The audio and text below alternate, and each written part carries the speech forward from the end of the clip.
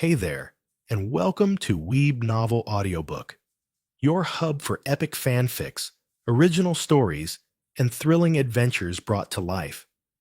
Make sure to subscribe for regular updates and swing by my Patreon for early access and exclusive mature content. Now, sit back and enjoy the journey. A television screen lit up with the Business Everyday logo, then panned into the media room where a beautiful blonde journalist sat at her desk, her expression poised and confident. She adjusted her papers and looked directly into the camera. "Good morning, ladies and gentlemen. Welcome to Business Everyday. I am your host, Brooklyn Baker, here with live news of the everyday intricacies of business and finance," she announced. It has been 3 weeks since our news broadcast made a controversial drop prediction regarding the infamous cryptocurrency, Bitcoin. And indeed, as we at Business Everyday forecasted, Bitcoin has suffered a catastrophic collapse. A plummet. A full-on crash. The numbers appeared on the screen behind her, confirming the severity of the decline. Bitcoin had plummeted from 8 cents to $0.0002, even lower than the predicted $0.0003. A complete collapse.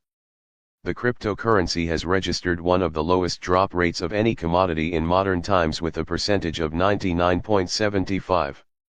She whistled and shook her head, clearly pleased by the news. "I don't know how the owners are going to deal with this one." However, Brooklyn continued, gesturing towards the figures, "This is what we have been saying all this while. This is why cryptocurrency can't be trusted. It is volatile, unpredictable, and unreliable. Bitcoin is drastically declining and will soon be nothing more than a memory. A failed experiment. A foolish gamble that no smart investor will ever look at again." Brooklyn smiled, flipping a page in her notes. "We will go on a break now and return with more business news on Business Everyday." The news ticker at the bottom of the screen flashed. Bitcoin suffers a major crash. Is the cryptocurrency officially declared dead? Financial analysts predict final dissolution. Opposite the television, Adam Scotland swirled a glass of red wine in his hand. A woman lounged against him, her manicured fingers tracing lazy circles on his chest as she scrolled through her phone. His eyes gazed at the large screen in front of him, reflecting the same news segment. He was pleased. He took a slow sip of the wine before chuckling. "I knew it. I knew it was a smart move to withdraw early," he mused in his thoughts. $20,000 is still bigger than the $12,000 I originally put in. A good return for a simple investment.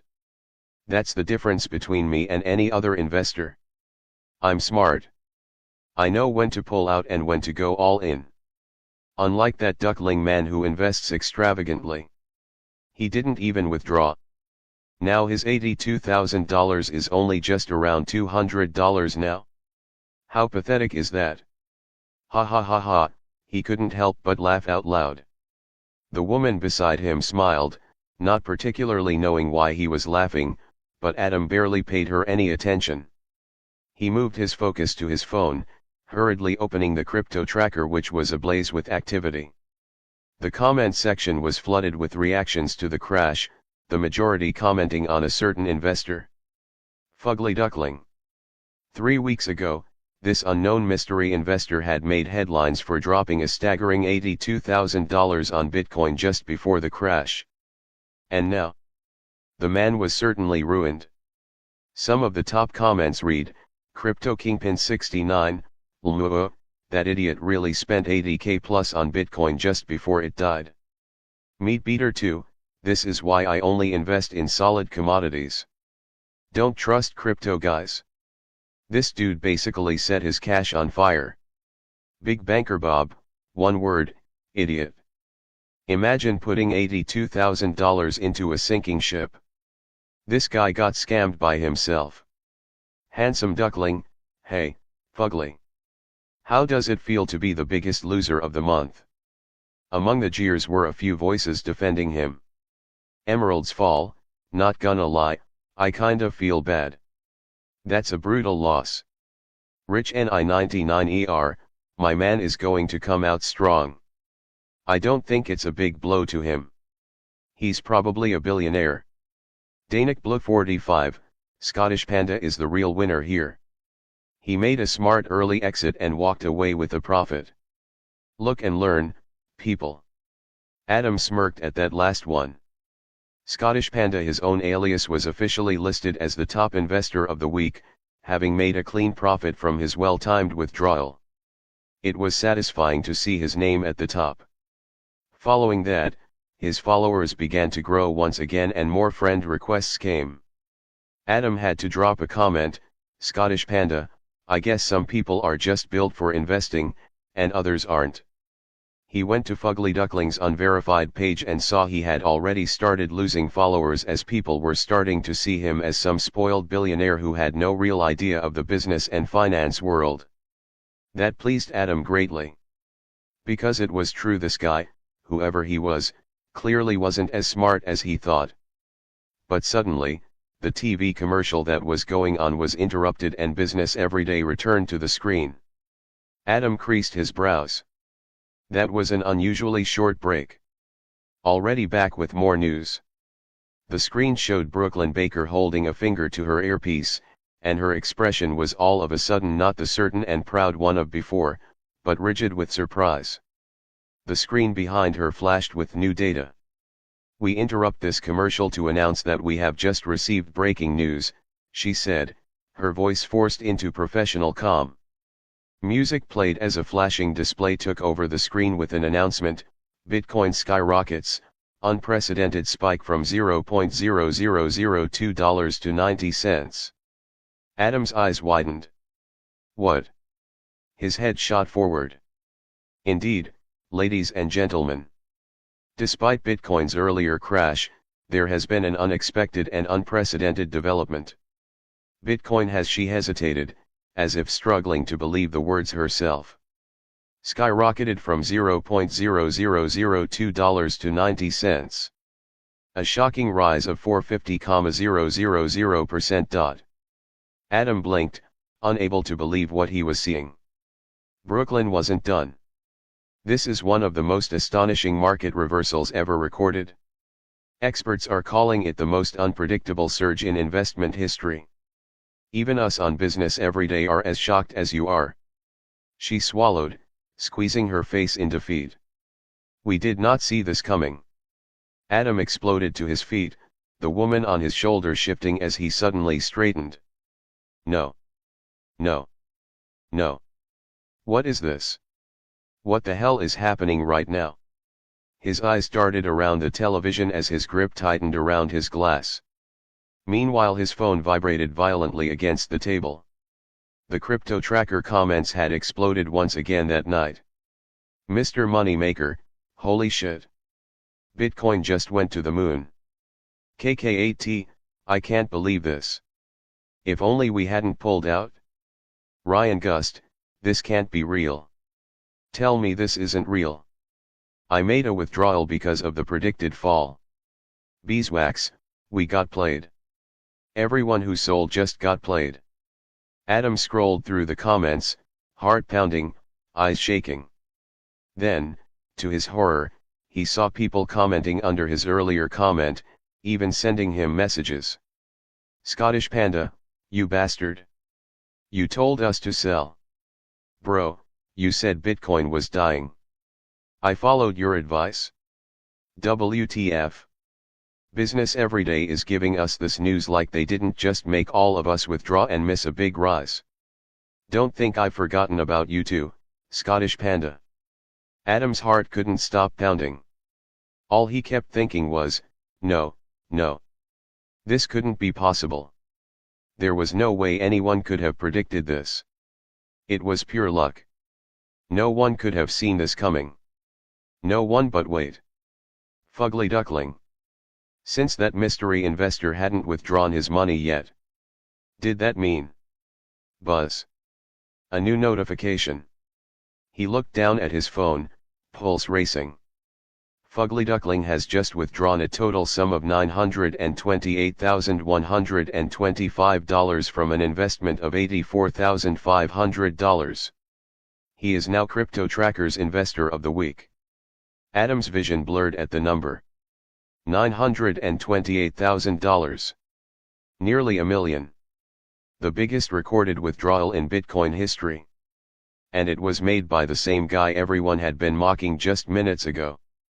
Uno reverse, a comment cried with multiple laughing and crying emojis. Did bro just pull a "it's all part of my plan" on us? Eisen type investor. How did he know? He was the only major investor who held on. Bro, please accept my friend request. Teach me your ways. Duckling is a god. Please check DMS, sir. We called him an idiot, but this guy is actually him. Adam was left more crestfallen and in disbelief. His followers were reducing once again in large numbers and Fugly Ducklings was increasing rapidly. His hands curled into angry fists. This man. This mystery person. How did they know? Was he lucky? He was the major investor to keep his investment after the crash. How could he have predicted such a crazy rise? He kept on scrolling through more and more comments in an unhealthy manner, seeing people praising and kowtowing to this enigmatic persona. All the attention he was getting, it was infuriating. This guy was taking his spot. And he had made the biggest withdrawal in Bitcoin history in just his first investment. Did that mean he was better than him? No. No one is a better investor than him. Adam gritted his teeth. He refused to let it happen. If this Fugly Duckling thought he could waltz in and steal the title of best investor, he had another thing coming. To prove it, he had to find him. He had to challenge him. He had to take him down. 41, 40. Darren Steele grunted through counts, his breath growing heavier. Sweat dripped from his forehead, landing on the wooden floor beneath him. His arms trembled slightly, muscles burning from the intensity, but he kept going. Investors had many things about them. One of which was a routine, and since Darren had decided that push UPS were going to be a routine, he was hell-bent on maintaining that routine. The room was quiet except for the steady, rhythmic sounds of his breathing and the low grunts that escaped his lips with every push-up. His body was a machine, pushing against the floor in powerful, controlled motions. 47, 48. His teeth clenched. His body was screaming at him to stop, but his mind refused to listen. 49. A final push. 50. Once he arrived at that number, he let out a heavy grunt, allowing his body to collapse for a brief moment, chest heaving as he caught his breath. Then he pushed himself up to his feet and reached for the towel hanging on his desk chair. He dragged it over his damp face and neck before turning toward the mirror. The reflection staring back at him was a different man from the one he used to know. He was wearing only a pair of brown cotton shorts and so most of his toned body was fully exposed. His shoulders were broader now, the muscle definition sharper. His arms that were once lean had taken on a solid, sculpted form, his biceps and forearms carrying more strength than before. His chest had firmed up, the outline of his abs distinct under his skin. Even his posture had changed. He was less slouched, more upright, carrying the presence of someone with purpose. He hadn't been doing this for long, but the progress was undeniable. Darren exhaled, tossing the towel aside. The system didn't ask me to do this. It also didn't ask me to clean my room. But being an investor comes with a lot of things, and that includes a sense of responsibility. I never really expected it to happen. All my mind had been focused on was getting money. But being responsible has led me to make better choices and act more mature. He looked deeper at his reflection, seeing the tightness of his jaw and smoothness of his face. At some point, when I didn't realize it, the responsibility bled into other areas of my life. Keeping a neat environment. Managing my time wisely. Taking care of my body. I had never been like this before, not at 21, and not even at 31. Back then, I rarely exercised, barely bothered with personal grooming beyond the basics. I didn't care about my appearance, as long as I looked fairly presentable, it was fine. He stood straight and ran his hand through his hair. But now, it's different. Maybe it's because I am technically older than the body I'm inhabiting right now, but I also feel something else. A kind of drive. A sense of discipline I never knew I had. Darren knew it was the system's influence. It had reshaped him, molded him into someone he barely recognized, but in the best possible way. The system did say I have to keep an image. This is part of it. I'd prefer if that image was genuine, not just a show. He let out a deep breath. I never expected that my life would be completely in the hands of an omnipotent and omniscient powerful AI, but what can I say? It was pointless to care, because the truth was. He was grateful. The investor system had turned him into a completely different man. A driven man. A buzz. His phone vibrated against the desk. A rich man. Darren grabbed it, unlocking the screen. The notification bar was flooded with messages and alerts. Most of them were still coming from Crypto Tracker, all buzzing about the massive Bitcoin withdrawal that had shaken the market that morning. He let out a sigh. Guess they're still on a high about that. Not surprising. A withdrawal that large wasn't something people saw every day. Really lucky no one knows it's me, he thought. If they did. He scoffed, shaking his head. There'd be a swarm of press at my door, people flooding my inbox with messages. And calls too. His lips curled slightly. I hate texts and calls. Setting the phone down, he turned his attention elsewhere. System, he muttered, open the Bitcoin investment window. The translucent purple panel materialized before him, filled with glowing white text.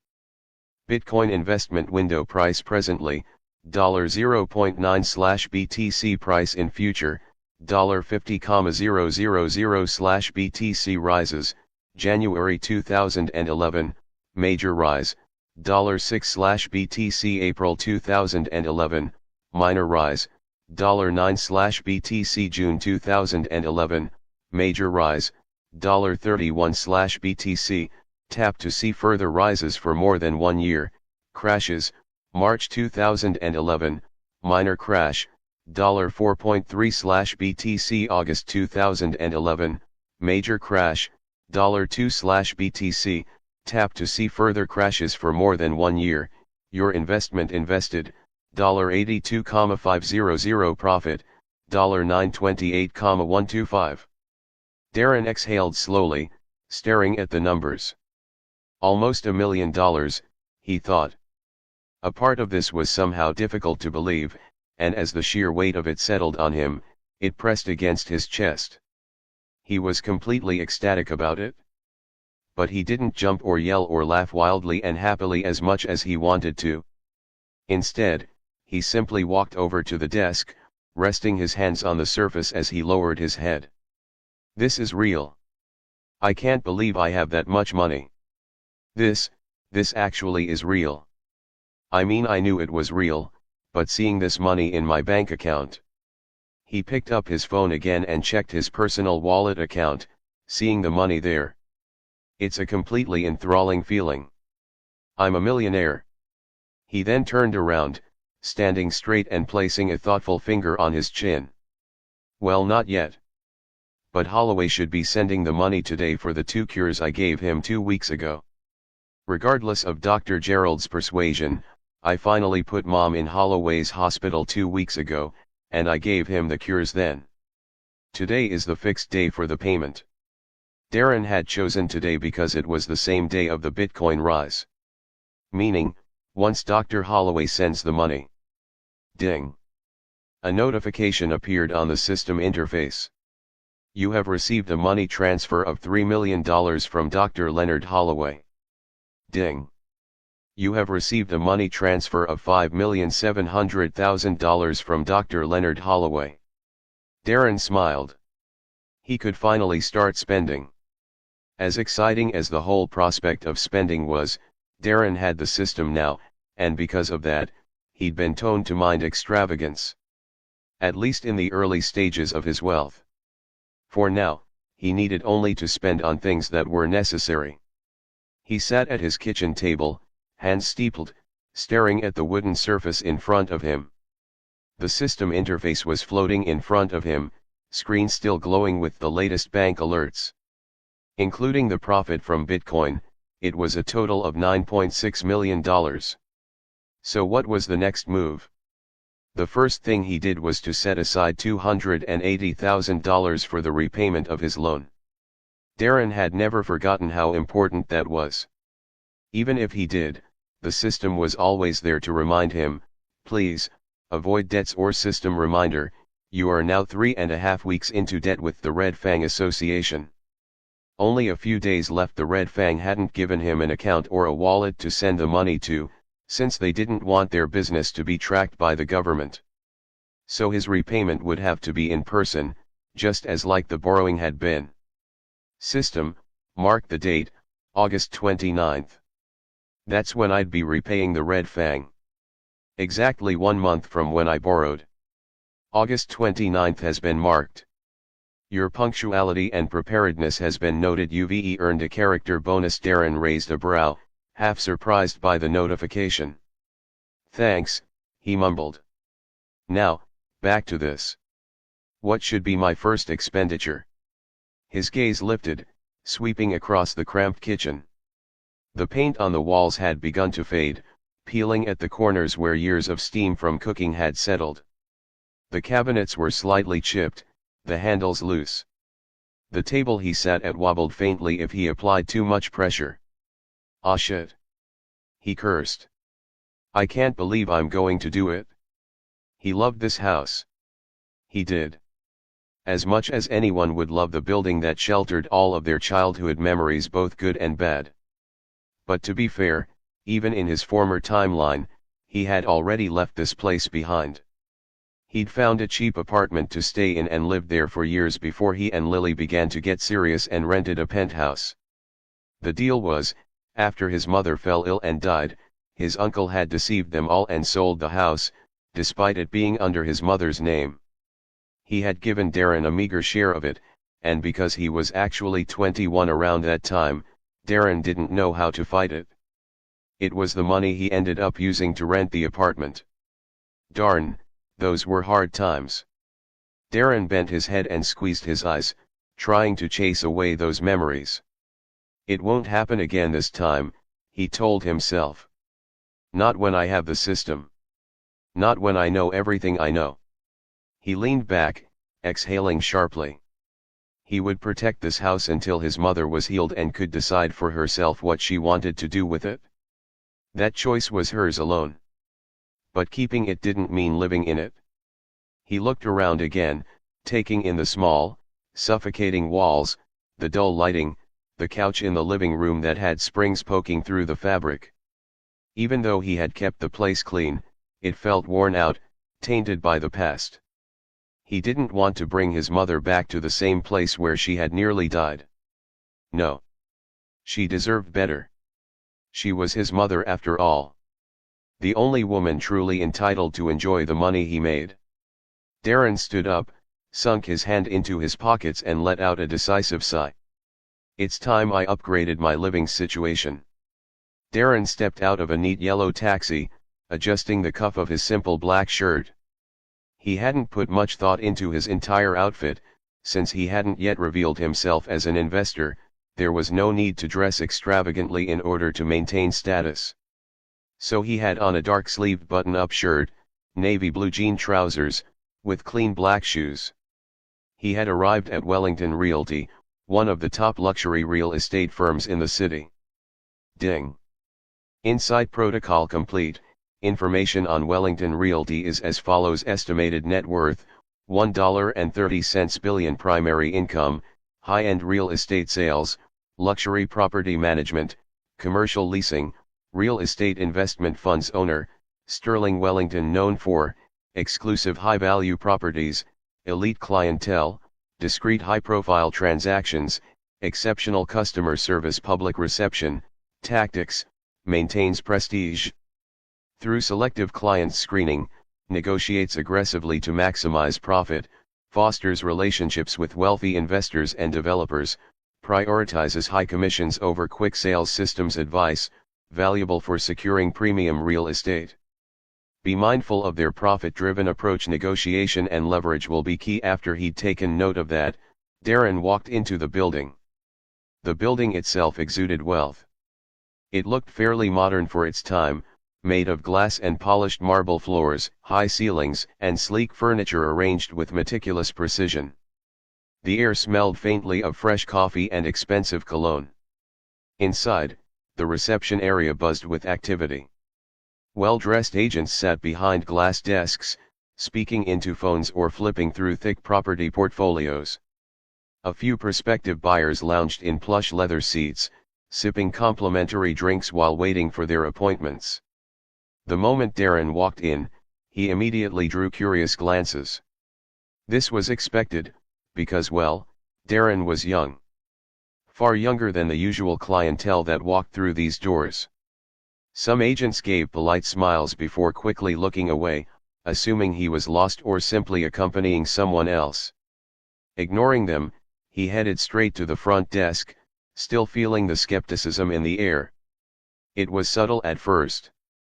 The receptionist gave him a brisk once-over, and then returned to her computer.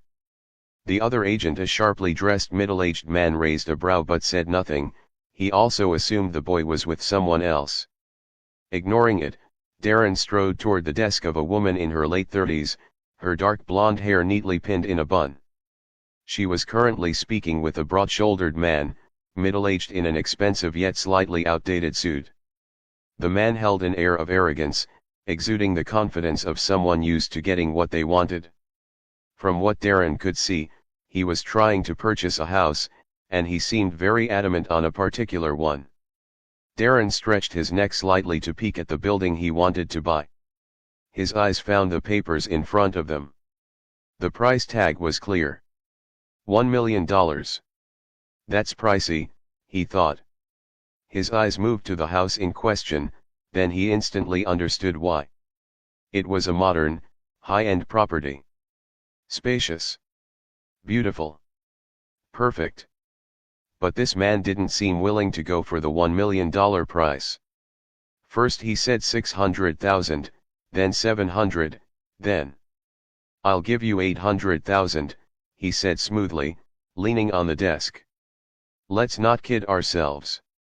This market is competitive, but not that competitive. No one's offering $1 million cash in a single go. Darren's lips curled. The agent, who seemed tired from trying to explain to the man that the price for such a property was fixed, took a deep sigh. Please sir, I can't go any lower than the fixed price. This is my job. The man grunted, shushing her with a wave of his hand. Look, woman. This is how this is going to go. I'll take it for the full price. Silence. The man and the agent furrowed their brows, wondering if they'd misheard. Who said that? The agent looked behind the suited man, who then turned, frowning, before his gaze fell on Darren's young face. Then, he burst out laughing. It was a very condescending laugh, rumbling from his chest. Kid, this isn't a sneaker shop. We're talking real estate. Do you even know what escrow means? Darren didn't flinch. Do you? The man's smirk twitched slightly. Listen, I don't know what kind of game you think you're playing, but this isn't a playground for wannabe millionaires. Now, disappear and let me go on with my business. Darren stared straight at the posh-looking man, but said nothing more to him. He then turned to the female agent. Will you sell me the property? $1 million. The woman tried to part her lips to speak, moving her gaze between the man and Darren. It's just. Darren slipped his hands deeper in his pockets. An escrow is a contractual arrangement where money or assets are held in trust by an independent agent by the agreement of the parties, which can only be released to the relevant party once certain contractual conditions have been fulfilled. His eyes then coldly moved to the startled man. But I don't see what an escrow has to do with this property before us. You see, a house like this can't be discounted. It represents a value. Once someone sells it on a discount, that suggests that there has been a fault that has affected the agreed value. From a financial standpoint, high-value real estate appreciates faster than lower-tier properties, Darren continued. The location alone ensures a steady climb in valuation. Anyone who knows the market understands that $1 million home today could be worth 30% more in just a few years. You're simply haggling over a fraction of its future worth. His eyes flicked to the agent, who appeared deeply impressed, before he returned to the man. Lifestyle factor, comfort. The architecture, the amenities, the location. This house was designed for efficiency and comfort. Just one glance at it and you can see the reasons for its fixed price. Don't you agree? He glanced at the agent, who instantly turned pink. Yes. I do. So, will you sell it to me? She hesitated. As much as she wanted to say yes, she knew how risky it was. As an agent, she was used to people claiming they wanted to buy houses, but after seeing the place, they never ended up buying. It became clear they had no intention of buying in the first place and just wanted to experience how it felt to purchase a property. But this guy, even though he appeared very young, seemed to know what he was doing. On top of that, she had only made one sale this month compared to her colleagues who'd made 3 or more. She badly needed another sale, or else she wouldn't get that raise she was after. Half now, half after inspection, Darren interrupted her thoughts, pulling out his phone. He tapped the buttons. I'll wire $500,000 to the company's account right now. What? The man exclaimed, seemingly infuriated. That's not going to happen. Clearly he chuckled nervously. Clearly he's joking. The woman also was confused and still hesitant, clearly unsure whether to entertain this. But then ding. The computer by her desk lit up. Her breath caught as she stared at the notification. Transaction received, $500,000, from Mr. Duckling. She whipped her gaze back up to Darren, her entire demeanor shifting. Forgive my hesitation, sir. Please, let me get the necessary paperwork ready. Then she disappeared into a door, seemingly excited. The suited man stiffened. His eyes darkened as he turned to Darren, suspicion leaking into his voice. He just sent her $500,000 like that. Who the hell are you? Darren pocketed his phone, his expression as calm as ever. Who I am doesn't matter to you. His gaze flicked over the man dismissively. I just know how to appreciate valuable assets when I see them. It's business. When you see something invaluable, you don't hesitate to make it yours. Opportunities don't usually come twice. The man's nostrils flared. So you're educating me now? Do you know who I am? Do you know who you're crossing? Darren's eyes remained bland. He slipped his hands into his pocket, dropping his voice to a lazy, confident drawl. I know exactly who you are, he said. You're a man who just lost his house to a kid. Then he turned on his heel and headed towards the door, leaving the man dumbfounded and crestfallen. Ding. UVE earned a character bonus. Darren barely acknowledged it, his focus shifting to the real estate agent who was waving at him, gesturing that she'd gathered the files. He moved to approach, but suddenly collided with someone. Ugh. NGH ouch. Papers scattered. Darren didn't even have the time to react before a sharp voice snapped at him. Are you blind? Why don't you watch where you're going? The woman who had bumped into him was already moving to pick up her scattered papers, grumbling under her breath. NGH. Why are you just standing there? Help me, you Lou. Her eyes lifted and locked onto his face. She froze. Her heart dropped, her lips parted slightly as shock replaced irritation. Darren. Darren's jaw tightened. Lily. Darren's gaze calmly flickered over Lily's appearance as he took in the subtle details of her attire. She was wearing a fitted navy blue blazer over a crisp white blouse. Like most of her outfits, this one was tailored to perfection, tied around her waist and penciled slightly above her untainted knees. Taking a note of how officially dressed she was, Darren came to a conclusion. It seems she's here on official business. She wasn't overly dressed. Her accessories were a modest silver wristwatch and a simple pair of pearl earrings, lacking the extravagance she would usually take if she was on a more casual outing. Then, his eyes shifted to the papers clutched tightly in her hands. A quick glance revealed a contract header: Smithers Group and Wellington Realty. His brow arched slightly. He saw that she was here as a representative for her dad's company to complete a deal with the CEO of this real estate company. She was here as a representative for her father's company. His gaze sharpened as he schemed the fine print. From the looks of it, it seemed to be an advertising deal. So, Lily had been demoted to advertising? By her own father? The realization was rough, amusing but also pitiful. In his past life, Lily had even gained an executive role, and was being groomed as her father's successor. He imagined the reason for that was because she had done what Gareth wanted, keeping him in check so that they could continue to use him to make more financial breakthroughs. But now he had ended that. Here she was, left to negotiate marketing contracts. Certainly this was Gareth's way of punishing Lily. Or was it a test? Darren wasn't sure.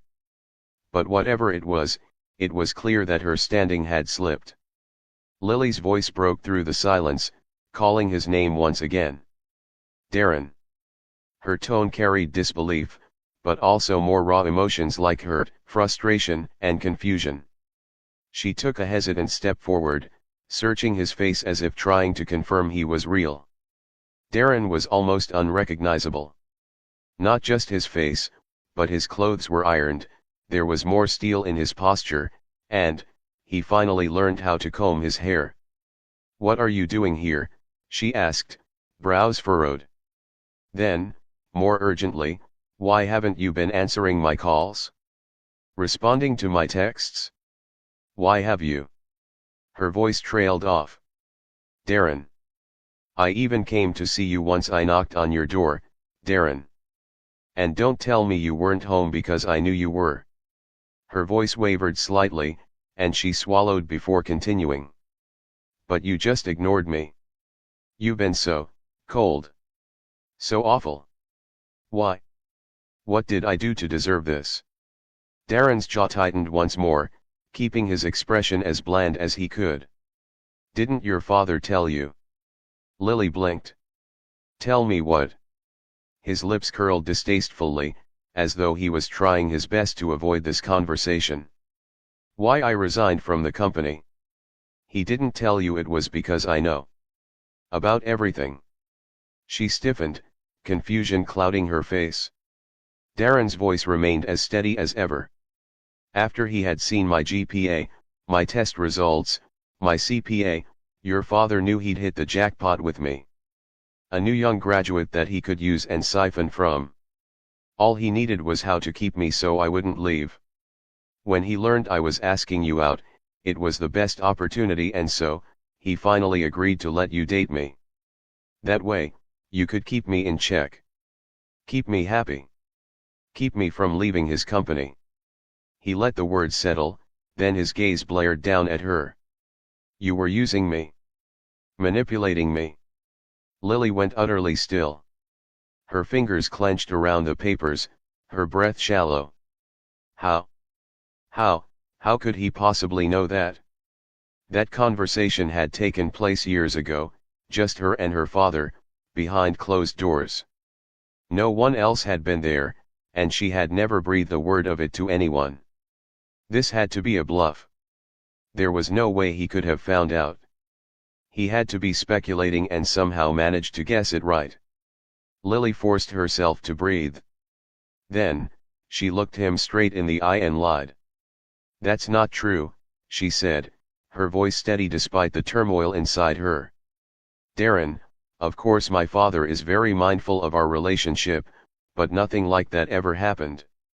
We've been friends for so long, I would never do that. Not to you." Ding. "This person is being dishonest to you." Darren didn't even react to the system's notification. He didn't need it. His eyes remained locked on hers, cold and piercing. "You're lying." Lily flinched. "Your father didn't even bother to deny it," Darren continued, voice like ice. "He assumed you told me yourself." He leaned in just slightly, his gaze unrelenting. "And yet, somehow, you're the only one still trying to pretend." A flicker of panic flashed in her eyes.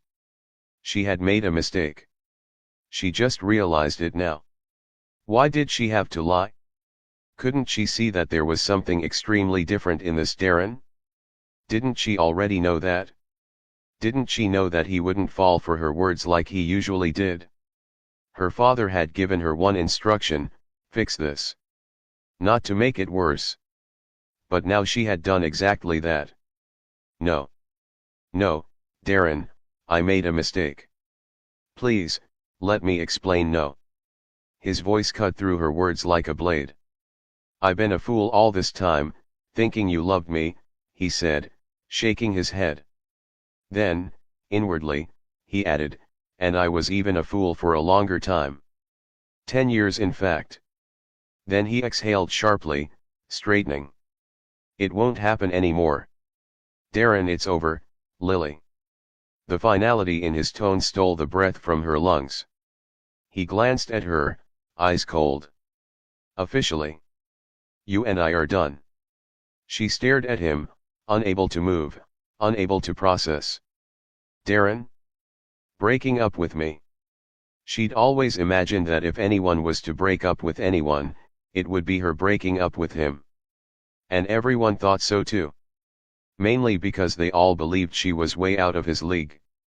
And yet, he was the one breaking up with her. How much had he changed?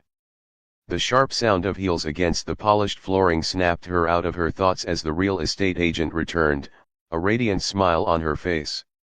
"The documents are ready, sir," she said, stepping beside him. "Shall we head to the property now for the inspection?" Lily's head snapped toward the woman, eyes narrowing. "Property?" She looked back at Darren, whose expression remained unreadable. "What are you doing here, Darren?" He sighed. Then, he met her gaze one final time. "I just don't want to see you again, Lily."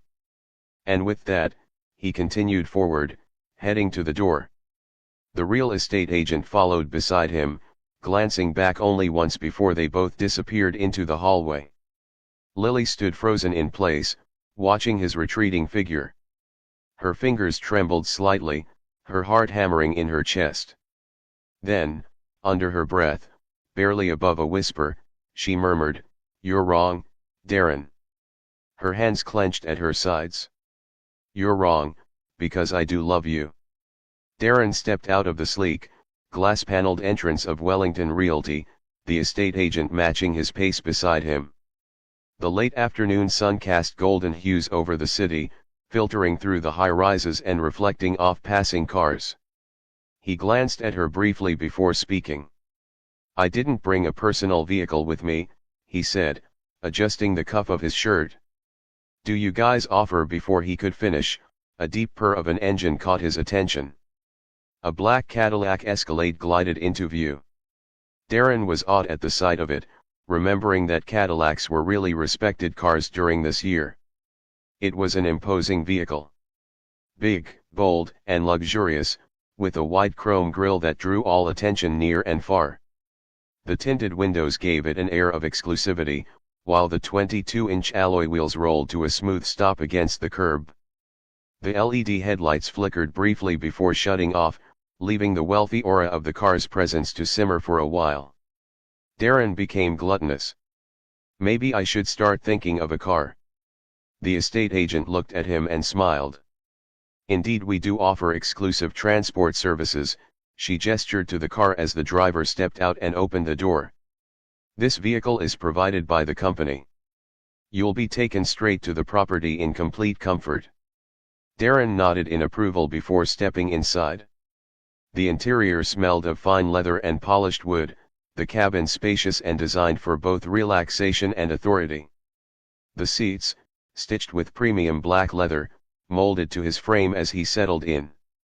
Across from him, the agent took her seat, crossing her legs neatly, her expression poised and subtly observant. The driver, an older man dressed in a clean black uniform, turned in his seat. "Good afternoon, sir. I'll be taking you to the most popular wealthy avenue in Los Alvarez. Green Baby." Darren inclined his head slightly in acknowledgement. "Let's go."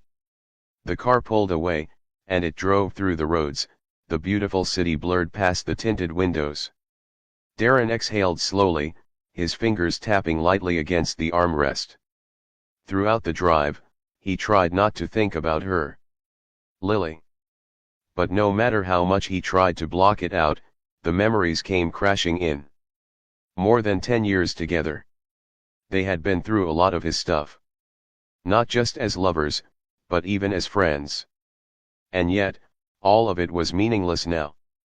All of that was now over because of the memory of her lying on Tyler Mooney's laps. Ugh, he squeezed his eyes shut.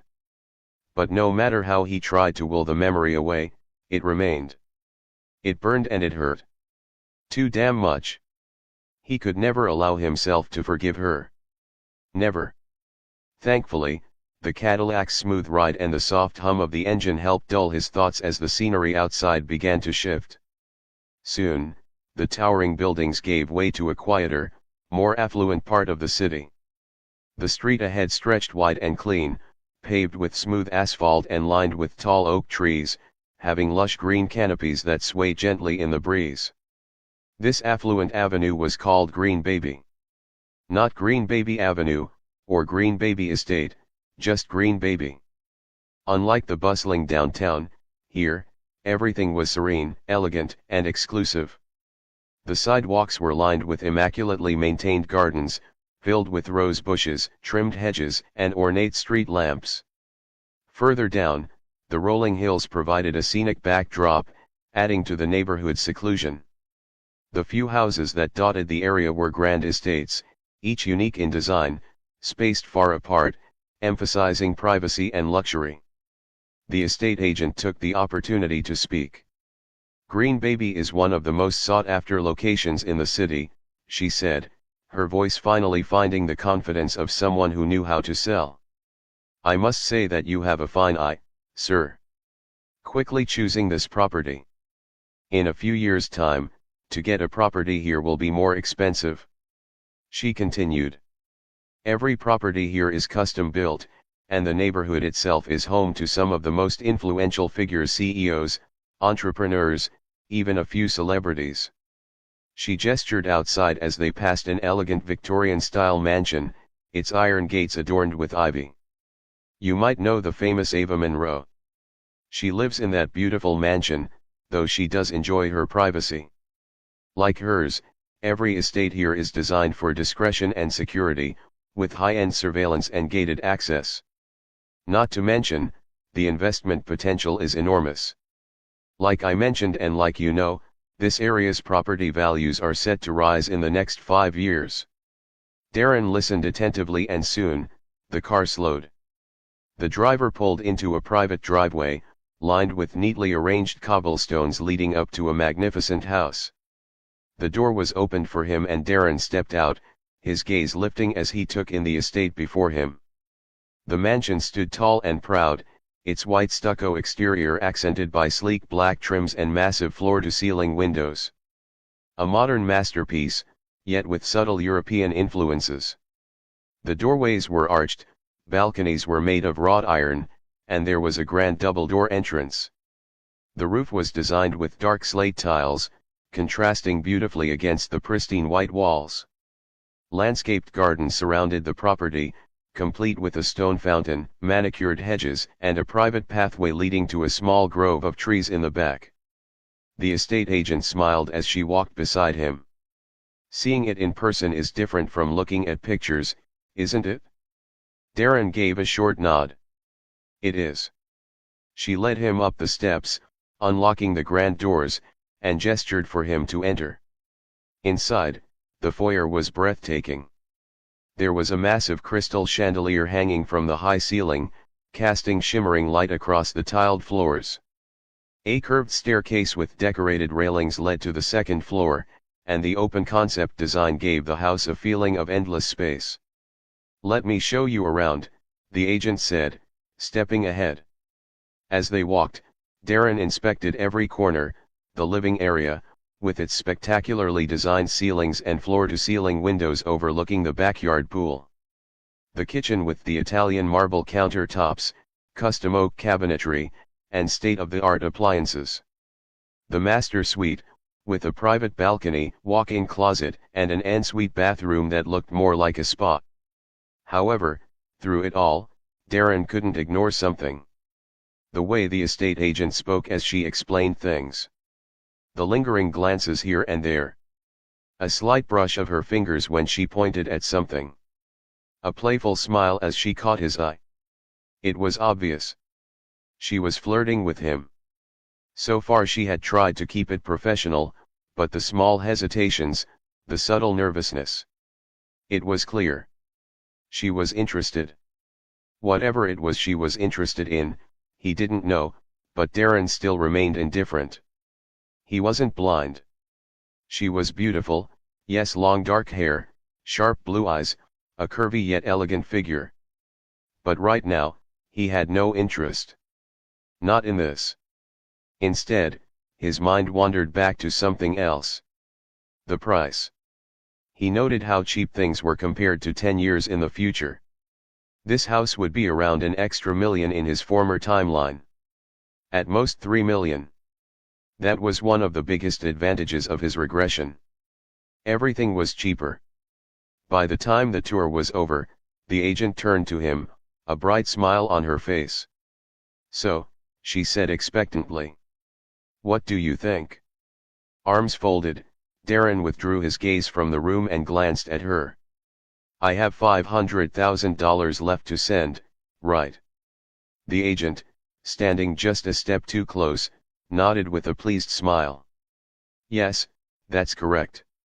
She hesitated for a moment, then stepped even closer with a seductive move of her legs and a coy tilt of her head, "But I wouldn't mind if you left an agent performance gratuity."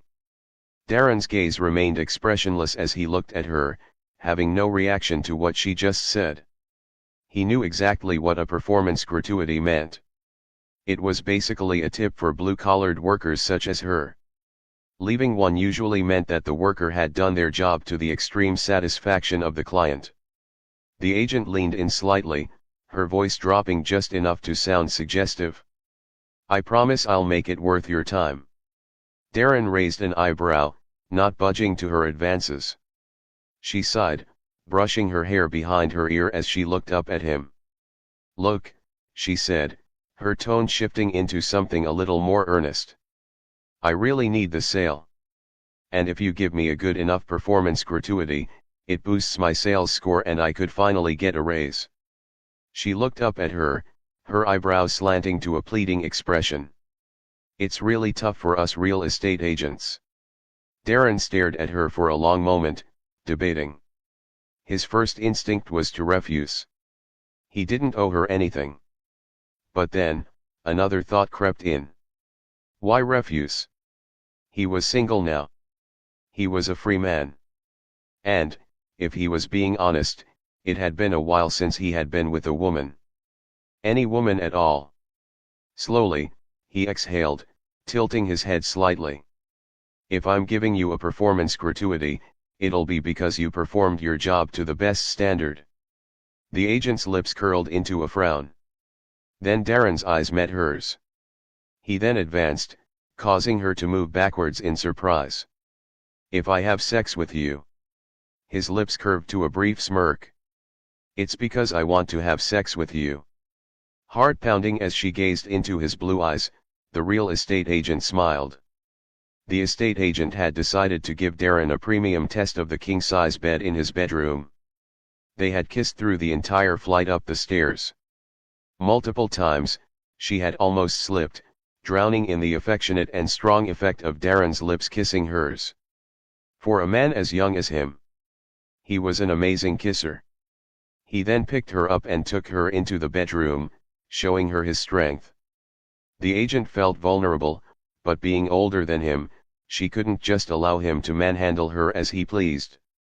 It made her vulnerable and shy, drawing redness on her cheeks. So, she had to take control. Once they got inside and he lowered her down to her feet, lips still locked together, tongues caressing, fingers tracing, Victoria wasted no time. She pushed him gently onto the bed, straddling him. "You're a bit tense, sir," she whispered, her hands running through his hair. "You plan to unleash all your frustration on me, don't you?" Darren looked up at her with his hair disheveled, covering his eyes, his breath heavy and excited. "Let's relax you a bit," she whispered with a seductive smile. Slowly, she took off her blazer and then her shirt. Then her skirt fell off and allowed herself to be revealed to him in all her beauty. God damn! Darren's breathing got harder. She was wearing a black butterfly-themed lingerie. The bra cups were wings and the thong was a full butterfly spreading its wings around her tight, slim waist. She spun around for him, showing him that the rest of it was a G-string, perfectly accenting the curve of her hips and ass. Darren gulped. He tried to play his cool, but he hadn't been offered such a feast as this in a long time. And boy was he hungry. The agent lowered herself to him. First, she started with his lips, her mouth pressing against his once more, her tongue exploring. Darren decided to be patient. He was the one with the power here. He deserved to be served. She broke away, her lips trailing down his neck, nibbling and licking. "Your cologne," she murmured. "Oh, you taste so good." Darren breathed deeply. She continued her descent, unbuttoning his shirt as she went. She took his nipple into her mouth, flicking her tongue against it. Darren gasped, his hips arching off the bed. Seeing his reaction, she chuckled, moving lower, unbuttoning his pants. She looked up at him, her eyes full of desire. "Oh wow. You're a big boy, aren't you?" she said, stroking him through his boxers. Darren groaned, his cock already hard and ready. "You sound so hot when you groan." She slipped her hand inside his boxers, wrapping her fingers around his length. Darren closed his eyes, feeling her warm, soft palm grasp his hardening cock. Then she began to stroke him. Slowly. Softly. Using her thumb to circle the head occasionally. Darren's breath hitched, his eyes still closed in pleasure. "Wow," he groaned. She smiled, moving her hand faster. "I can see that you like that.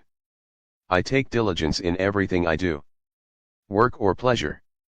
I always make sure to satisfy the other person." Keeping her eyes locked with his, she leaned down, using her tongue to lick the tip of his cock. Darren bucked his hips, another low moan escaping his lips. "Is she that good or has it just been that long since I had sex?" Before he knew it, she took him into her mouth, her lips wrapping around his shaft. Darren wanted to jerk but he held his hips down. Her mouth was like an inverted hose, she sucked him deeply, her head bobbing up and down. His hands fisted in her hair, and once the motion became intense, he began thrusting his hips gently. Feeling the passion building up his balls, he pulled her head away, her greedy lips making a popping sound as his cock left her mouth. She looked up at him, a wicked smile on her face as she cleaned her lips with the back of her hand. "Almost got carried away there. Good thing you did that." Darren looked at her with a cold gaze of hunger, his heart panting. "This girl." "Get on the bed," he said. "MHM," she toyed with him. Darren instantly grabbed her by the shoulders, got on his feet, turned around and dropped her on the bed. When he looked down at her, she had wide eyes of shock and nervousness. She looked away, cheeks reddening. "Don't look at me like that," she said. Darren suddenly felt something. Her wetness. His cock was directly on top of the fabric of her thong and he could feel just how wet she was. Her juices soaking through the panties.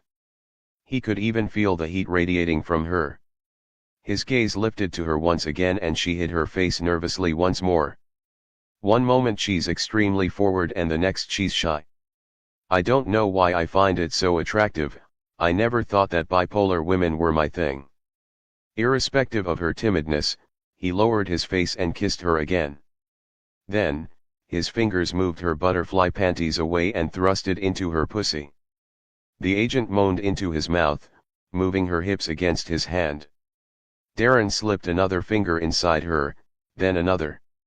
He finger-fucked her slowly, his thumb still rubbing her clit. Victoria's breath came in short gasps, her body tensing. "Oh, God, sir," she panted. "Don't stop." Darren breathed against her mouth, stroking into her harder and harder. When her legs began to shake uncontrollably, he pulled his fingers out, and watched her squirm and quiver like a fish out of water. Darren looked at his wet hands, surprised. "When did I get so good at that?" Suddenly, he felt something warm and familiar wrap around his cock. Darren looked down, seeing her palm holding his cock hungrily. He traced it to her face, and she had a pleading expression. Her eyes were all wet and imploring. She wanted him to fuck her. Darren let her guide it to her entrance, then he pushed inside her and the both of them ngh. "Aioeo," moaned at the instant his shaft plunged inside her. Darren was careful and slow at first, letting her adjust to his size. She wrapped her legs around his waist, her arms around his neck. After gazing at him for a while, she leaned in and kissed him deeply, her tongue exploring his mouth. Like it fueled him, Darren started to move faster, his hips slamming against hers. "Yes, sir. Yes, please, sir," she cried out. "Faster. Harder." Darren obliged, his cock pounding into her. The bed creaked with each thrust, their bodies slapping together. The agent's nails dug into his back, her breath heavy, her eyes losing its strength, her cheeks red. "Oh, God, sir. You feel. She panted. "You feel so good. So big." Compliments like that were like an energy source and Darren fucked her harder and harder the more she spoke. She was so tight, so wet. It was easy and soft, and smooshy as he entered in and out of her. They changed positions soon after. Darren put the agent on top, and then she rode him reverse cowgirl, her hands on his thighs for support. She was really good at that. He dragged her bra off her breasts just so he could see it bounce as she bounced. She moved her hips in slow circles, her pussy gripping his cock tightly. Darren reached around, his fingers finding her clit. He rubbed it in time with her movements and at the same time, his cock was hitting her G-spot with each thrust. They changed positions after positions and in all of them, the agent's moans filled the room, her body trembling. "Deeper, sir," she begged. "Deeper." Darren obliged, his cock sliding deeper into her.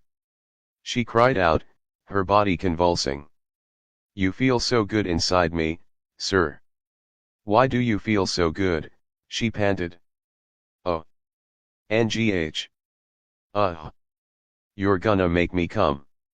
Darren felt her pussy clamp down on his cock, her juices flowing over him. He groaned, his own orgasm hitting him hard. Quickly, he pulled his cock out of her depths and held it over her stomach.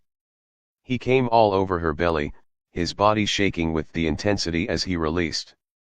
Darren collapsed on the bed while the agent laid there, squeezing herself to a ball as the last few spasms of orgasms reverberated through her.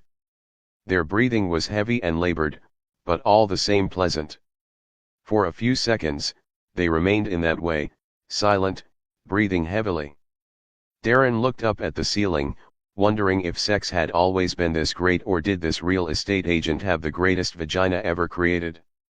This had totally been worth it. He extended both arms on the bed in a comfortable manner, his chest rising and falling as he caught his breath. Sex could be so liberating. An amazing way to clear the mind and get rid of stress. His muscles felt loose, his mind momentarily at rest. A rare sense of relief rushed through him, leaving him feeling replenished, as if something had been reset within him. Beside him, the agent was breathing just as heavily, her body half turned toward him, eyes laced with satisfaction. She was watching him with affectionate eyes as he stared at the ceiling. When he turned his head slightly, glancing at her, she looked away, adjusting her hair. "Hey," he returned to his gaze to the ceiling as he spoke. "What's your name?" he asked.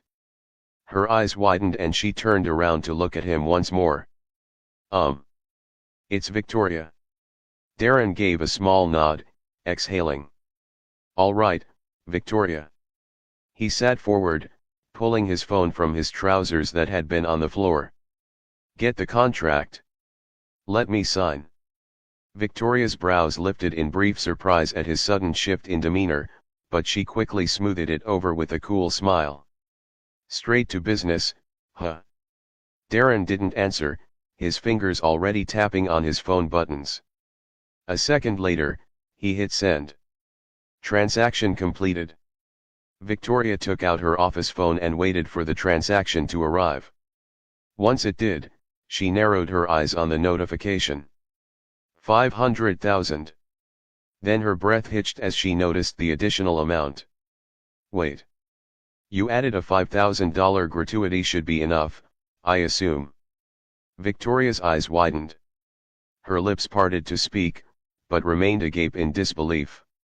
$5,000 was 0.5% of the total pay of $1 million. It didn't sound like much, but the usual and advised amount for a performance gratuity was 0.1%. 0.5 was a significant leap. More than what most agents could even dream of getting in extra pay. Yes, it would. She turned to him, her expression softening into something more than just appreciation. "Thank you, really. It's nothing at all. I guess I'm feeling pretty generous today," he said while stretching. She stared at him then, long and deep, a glint of strong emotions flashing in her gaze. Darren caught it, his sharp eyes narrowing slightly. "The documents," he reminded her, bringing her back to the present. "Oh. Right." Victoria quickly grabbed her bag and pulled out the contract. Darren took it, scanning the details, and then waited for the system's analysis. Contract scanning, legitimacy confirmed. No deceit detected. Great. He accepted the pen she handed to him and signed the buyer's name on the allocated space. Pamela Steele. Darren then handed her the contract and got on his feet. Victoria frowned as she leaned over to read it. "Wait, you signed it under another name." Her tone was teasing. "Pamela Steele? Is that a family member or a romantic partner?" Darren didn't reply. "Why not use your name?" she pressed, rising to her feet. "Even your bank account is under an alias, Mr. Duckling. I don't know if it's possible that we can work with a nameless client. Are you really trying to keep your identity a secret?" Darren straightened up, slipping the pen into his pocket, basically claiming it as his as he buttoned his shirt back up. "It's my mother's name," he said in a matter-of-fact manner. Victoria blinked. "Your mother?" She tilted her head, realization dawning on her. "So, this house is for her." Darren smoothed out his sleeves, his movements effortless. "You could say so." Victoria watched him in silence, the gears in her mind shifting. Who is this guy? At first, she thought this purchase was just another extravagance, some luxury home for a young, rich man who wanted to flaunt his wealth. But this? A son buying $1 million house for his mother at his age? That wasn't something she saw every day. How rich was he? Certainly rich enough to buy a house like this just for his mother. If he could take care of a woman who was his mother in such a manner, then how would he treat a woman who was his girlfriend? Before Victoria could daydream a bit more, Darren turned to her. "Can I have my copy of the document?" She snapped out of her daze. "Oh yes. Here." She handed it over. "Congratulations, sir," she said smoothly, recovering her professional tone. "You are now the owner of the property on Green Baby, No. 147. Darren carefully held the contract in place for the system to scan. "Contract assessed, digital unreachable copy has been stored in system's memory." Then he said a thank you to Victoria and walked to a closet desk by the bed, pulling one drawer and placing the contract inside before shutting close. As he turned and towards the door, Victoria hesitated, blocking his path. "Wait." Darren stopped but didn't turn around. "What?" Her face was down, while she held the documents in her hand by the side of her breasts. After swallowing nervously, she found the courage to ask, "That woman you were talking to back at the estate headquarters, was she your girlfriend?" Darren raised a brow at her. "No." His voice was firm. "If you must know, we've actually broken up now." Victoria's cheeks flushed pink. She shifted her stance, brushing her hair over her shoulder. "So, you're single?" she asked with a little too much enthusiasm. Darren observed her, already understanding where this was going. He exhaled lightly. "Yes," he replied with a cold, steady voice. "And I plan on being that way for a while." Victoria's hopeful expression faltered slightly. Darren continued, "This was great, Victoria. But our relationship will more than likely end here." He spoke so nonchalantly, like he was truly bored by the idea of having a girlfriend. "Unless I end up needing you again." Victoria flinched at that. "Needing me? Thank you for your services." His tone was final. Victoria swallowed hard, schooling her expression. She had just been rejected, hard.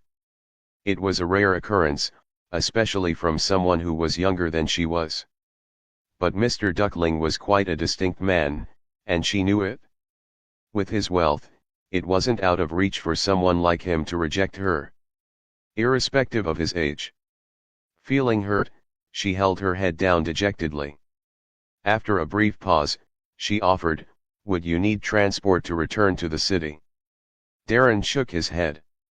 "No, it's fine. I'd like to walk around my new house for a while." Victoria pursed her lips, nodding. "Okay." Her voice was softer now. "Goodbye." Then she turned and walked toward the vehicle waiting outside. Darren walked up the stairs and watched her enter the Cadillac. The engine hummed to life. The car rolled down the driveway, passing through the gates and finally disappearing into the distance. Darren remained where he stood on the balcony of his new estate. A cool evening breeze passed through, ruffling the collar of his shirt. He took a slow breath as he admired the sheer expanse of the property now under his name. The front lawn stretched out lush and manicured, the surrounding landscape serene. He turned on his heel and stepped back inside, shutting the grand door behind him. Then, he summoned the investor system. System. A familiar chime rang in his mind. Before the Red Fang loan repayment, is there anything else I need to do? Weekly quest, super profit has been completed. Monthly quest, build a foundation is on track to be completed. Monthly quest, no debt, no stress has not been completed. The following loans have not been repaid: student loan of $9,000, minor debt of $100 to co-worker. Also note that the loan borrowed from the Red Fang must be repaid as well to complete the monthly quest, no debt, no stress quest. Darren sighed. Right. I think I owe that $100 to Eddie. I could just send a transfer anytime. But the student loan. I also have to pay that off, but I can't via transfer. A tentative breath escaped him. Guess I have to step back into that god-forsaken place once again. And with that thought, he closed his eyes for a moment before opening them again, his mind already shifting to his next course of action. Brookford University of Business and Literature. BUBL for short. If it was up to Darren, he would have renamed this place Brooklyn University of Literature and Business. Why? For the sake of creativity. Ever since he entered this college, it had always perplexed him how they'd criminally missed the opportunity to make bulb their abbreviation. Especially with bulbs being an indicator for knowledge and ideas and stuff. Darren let out a sigh. That was all by the way anyhow. Brookford University was a college where prestige met ambition, where the bright minds of tomorrow were shaped through rigorous education and relentless competition.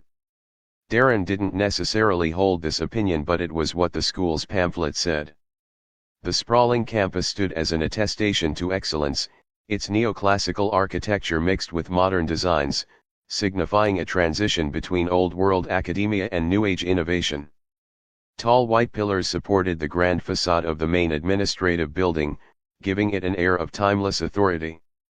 To the right, a row of pristine glass-paneled structures housed the business faculty, reflecting the world outside like a mirror.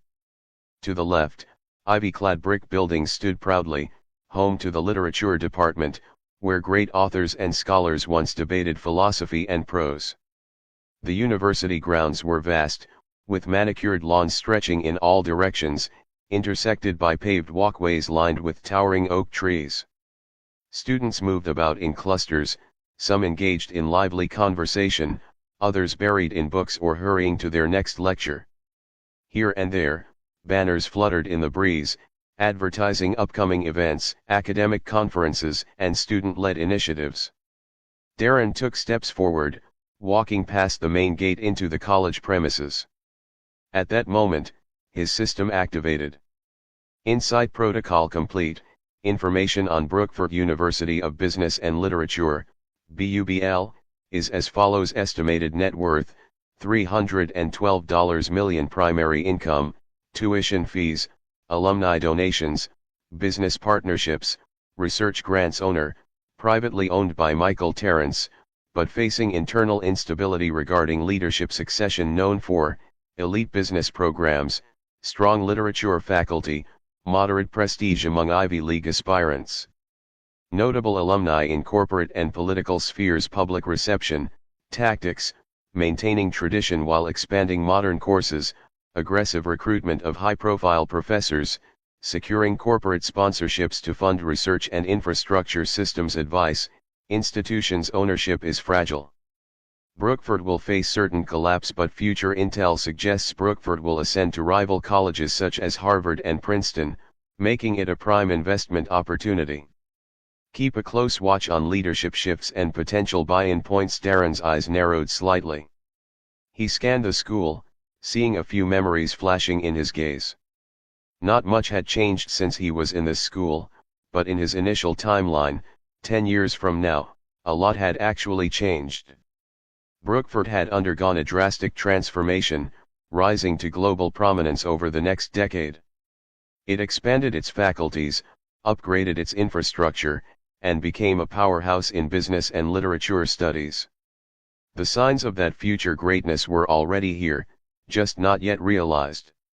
They would first have to suffer the consequences of their owner's legal scandals and court cases. Darren remembered much of it. The system was right. I don't really know what investing in a college could do for a crypto enthusiast like me, he thought. But an investor never looks down on an opportunity. He made a mental note of that. If he played his cards right, he could position himself in the school's growth trajectory and reap the benefits later. For now, though, he had a more immediate concern: paying off his damn student loan. Darren walked across the campus, his polished Seamaster watch that he'd bought the other day, glinting under the afternoon sun. His crisp iron-sleeved shirt, the kind meant to be worn with a tuxedo, fit snugly against his athletic frame, though he hadn't bothered to wear the full suit. Instead, he tucked the shirt into a pair of iron-pressed trousers, the simple but refined look completed with fine leather shoes that clicked softly against the pavement as he walked. Despite the subtle elegance of his outfit, Darren wasn't actively trying to draw attention. Yet, it seemed impossible to avoid. As he moved through the campus, he noticed two female students lingering by a nearby bench. One of them, a brunette with bright eyes, waved at him flirtatiously, while the other giggled into her hand. Darren narrowed his eyes. What happened to me all of a sudden, he thought. It's like women can't take their eyes away from me now. Was it the confidence that came with knowing the future? Or maybe his time in the business world had refined his demeanor into something more commanding. Either way, he wasn't complaining, just surprised. He did not say anything to the two girls and just looked straight ahead. That's when he saw someone approaching. His expression shifted.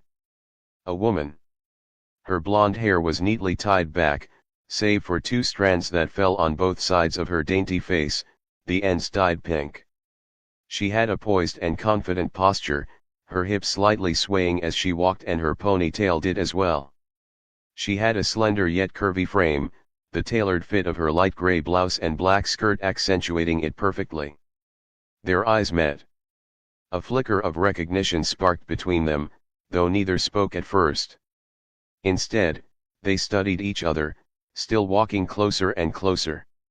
Until they both stopped. Just a few feet apart from themselves. Then, she broke the silence. "Excuse me," she said, tilting her head slightly, one hand resting on her hip. Her sharp blue eyes swept over his face, assessing. "Is there a possibility that we've met before?" Darren frowned slightly. "Huh? So she doesn't even recognize me?" "Yes," he replied after a brief pause. "You're Allison Parker." Her eyebrows shot up. A flicker of surprise, then curiosity. "Oh," she said thoughtfully, studying him the more. "You do know me, then. That means I know you too, but I can't seem to place your face." Darren didn't react to that. "We went to this college together," he reminded her. "Although I'm not surprised you don't recognize me." He took a cold breath. Then answered with a more detached, confident tone. "It's me. Darren Steele." Allison's eyes widened. As she blinked, her disbelief evident. "Darren Steele." A mixture of shock and confusion crossed her face as she stared at him. "What?" Allison Parker could only stare. She had recognized his face, sure, but that was only after he had said his name. Now, standing before him, she couldn't believe her own eyes. Darren Steele. This was Darren Steele. The Darren she remembered from college had been lean, a little rough around the edges, had no idea how to comb his hair, had a perpetual lazy expression and an attitude that made him seem both indifferent and unfriendly. He had been the type to cut class without a second thought, yet somehow still ace his exams. The type of guy who could charm his way through anything except women. He'd also bring very, naturally witty and half because he genuinely didn't seem to care about consequences. Death wish Darren they had once called him. But now, the man standing in front of her was different. Entirely different. His posture was straight, refined. He carried himself with a calm confidence that was neither arrogant nor aggressive, just self-assured. His crisp, ironed shirt and tailored trousers fit him perfectly, emphasizing his broad shoulders and the lean muscle underneath. The Seamaster watch in his eyes threatened to blind her with the bright daylight. Was that a quiet sign of wealth? It was not the flashy kind, but it did speak of taste. Even his shoes, polished and pristine, suggested a man who paid attention to detail. Most striking, though, was his demeanor. His eyes had always been blue, but now they seemed brighter and stronger, holding an intensity she didn't remember. They weren't reckless anymore. They were controlled, composed. There was no slouch in his stance, no trace of the old Darren who used to breeze through college like he had all the time in the world. This was someone else. You're kidding, Allison finally said, shaking her head in disbelief. Darren Steele. No way. Darren, standing there with his hands in his pockets, merely arched a brow. I don't know why I would be kidding. It's me. She let out a breath, still trying to wrap her head around it. What happened to you? She blurted, still staring. Darren coldly raised a brow. Are you suggesting that I'm somehow deformed? She looked at his eyes and shook her head. What no? I'm saying. She crossed her arms, studying him. I'm saying you look different. I mean, you're almost a completely different person. Except I'm still Darren Steele, he stated in a detached manner. After another second of stunned silence, Darren glanced around the campus before returning his gaze to her. And you, what about you? What are you doing here? Oh. She blinked, shaking herself out of her daze. I teach here now. In the art department. I'm a lecturer. Darren nodded. A lecturer, huh? That suits you. Disagreeing internally, Allison tilted her head. And you? What brings you back here? Paying off my student loans. Allison nearly choked. You're what? Darren didn't react, he just watched as she blinked at him in pure shock. You're paying off your student loans. She narrowed her eyes. You say that like I just told you that I'm going to Mars. Darren, no one pays off their student loans. Not even the ones who can afford to. Guess I'm the exception. But why? She threw up one hand on her waist. Even the rich kids just ignore it? That's what the system is designed for. You're supposed to pretend it doesn't exist until it disappears into some financial abyss.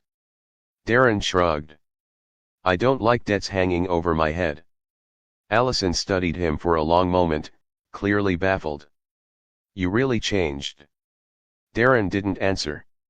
Seriously, she went on, frowning in thought, pointing to his face as she slanted forward. You were always reckless back in college. No offense, but you weren't exactly the kind of guy anyone expected to be responsible about, well, anything. But now you're paying off loans. Walking around like some kind of mega businessman. Darren stayed straight. I don't know what you're expecting from me here, Allison. She wrinkled her face, overwhelmed. I'm just shocked, Darren. That's it? There was a beat of silence before she then stood straight. Then her lips curved into a knowing smile. You know, back in college, no one would have ever thought you'd end up with Lily. Even I was surprised. Darren's expression didn't change, but his eyes did shift uneasily. Allison, watching him closely, continued. I still remember the day people found out you two were dating. Half the girls on campus lost their minds. Darren exhaled through his nose, his voice even. It was worse with the guys.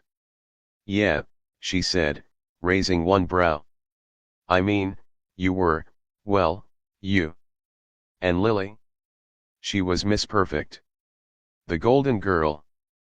Pretty, smart, charming. Daughter of a multimillionaire. No one thought you two would ever happen. Are you complimenting me or degrading me? Which one is it really? Allison arched a brow. How are you two, anyway? Darren didn't answer immediately. Something about the way she asked it made him pause. He looked at her for a moment before replying, his voice quiet, controlled. We're not together anymore. Allison stilled. Then, to his mild surprise, she giggled. Oh. I should have known, she said, shaking her head with amusement. She broke up with you, didn't she? Darren's gaze remained steady. No. His voice was calm. I broke up with her. Allison's smile faded. Huh. She stared at him, her eyes widening slightly. Darren didn't elaborate. Instead, he glanced toward the finance department. I have to go now, he said. If I'm not mistaken, the bursar's office is still at the end of the finance department, yeah. Allison hesitated, still thrown by his words. Then she nodded. Yeah, same place. Hopefully, I can still find my way there. With that, Darren slipped his hands into his pockets and began walking away. Allison watched him go, still processing everything. She watched as he passed a small group of female students, giggling as they passed him. "Hey, sir," one of them called, voice teasing. Darren didn't respond. What actually happened to this guy? Allison thought, watching him disappear past the finance department building. Once Darren entered the small building designated for accounting and payment, he delighted at the cool atmosphere inside after being blasted by the day's sun. Climbing up a short flight of stairs, people moved aside instinctively, stepping out of his way without him even asking. Some glanced at him curiously, as if sensing something unfamiliar about his presence. He arrived at the bursar's office and knocked. "Come in," a voice called. Darren pushed the door open and stepped inside. The office was tidy but packed, filled with neatly stacked paperwork, file cabinets, and a few decorative plants to liven up the space. Sitting at the large wooden desk was a plump woman in her late 50s, her round face warm and welcoming. She had short, curly auburn hair, small gold-rimmed glasses, and a pleasant smile that made her look like everyone's favorite aunt. "Ah," she said brightly, adjusting her glasses as she looked him up and down. "You must be a new student here to discuss tuition plans." Darren let out a small, quiet breath, amused. "No," he said smoothly. "I'm here to pay off my student loans." The woman blinked. Then, her face lit up with sheer delight. "Oh, well," she said, laughing. "A responsible young man, huh? We don't see many of those these days." Darren smiled faintly. "So I've been told." Darren gave the office a better look, perhaps he was sketching in his mind how his would be like one day. It certainly would be bigger and fancier than this. Not that it wasn't a fine office on its own. The bursar's office was the kind of place that smelled like paper, ink, and bureaucracy. The walls had old wooden shelves filled with stacks of neatly arranged files, and a large mahogany desk sat at the center, piled with more paperwork. A ceiling fan hummed softly overhead, doing little to combat the stuffy warmth of the room. The air carried a faint trace of vanilla and lavender, likely from the scented candle burning in the corner, a feeble attempt at making the space more inviting. Behind the desk, the plump woman in her late 50s gave him a big smile. Her auburn curls were very well done for her age, framing a round, pleasant face. She wore a floral patterned blouse, a pair of small gold-rimmed glasses, and a warm smile that had undoubtedly calmed many nervous students over the years. "Well, I would say this," she said, adjusting her glasses as Darren stepped inside. "You are young, but you certainly don't look like one of my usual visitors." Darren's lips curved into a smooth, easy smile. "Thank you for the compliment, miss." "Oh, it's I'm Mrs. Rita Edward. I'm married." "Your husband is a lucky man," Darren said. The woman let out a hearty chuckle. "Oh, I like you already. Come, have a seat, young man." He took the chair across from her, settling in comfortably. "Now then," she said, picking up a pen. "What's your name?" "Darren Steele." Her brow lifted slightly. "Steele, huh?" She adjusted her glasses again and flipped through the thick financial aid logs, her fingers skimming across the names until she found what she was looking for. "Ah, here you are." Her eyes flicked over the details before she glanced back up at him. "Looks like you still owe $9,000. Darren nodded, already reaching into his pocket. The woman, however, seemed a little amused. "Now, before we get to payment, I should ask, are you sure you want to do this all at once? Most folks take their time, stretch it out over the years." Darren smiled. I prefer to get things done quickly. And also the system is being on my ass about having debts. She chuckled. A rare breed, aren't you? He placed a thick envelope on the desk. 9,000, in cash. Her eyes widened slightly before she let out a short, approving whistle. Well, can't say I see this every day. She took the envelope and counted the bills expertly, fingers flipping through the crisp $100 notes. Once satisfied, she began typing into the ancient-looking computer at her desk. All right, she said, adjusting her glasses. Since you're paying in full, there's no need for any further processing. I'll just input this directly into the system, and you'll be debt-free. She clicked through a few more screens before looking up at him with a smile. And done. Just like that, Mr. Steele, you're officially free from student loans.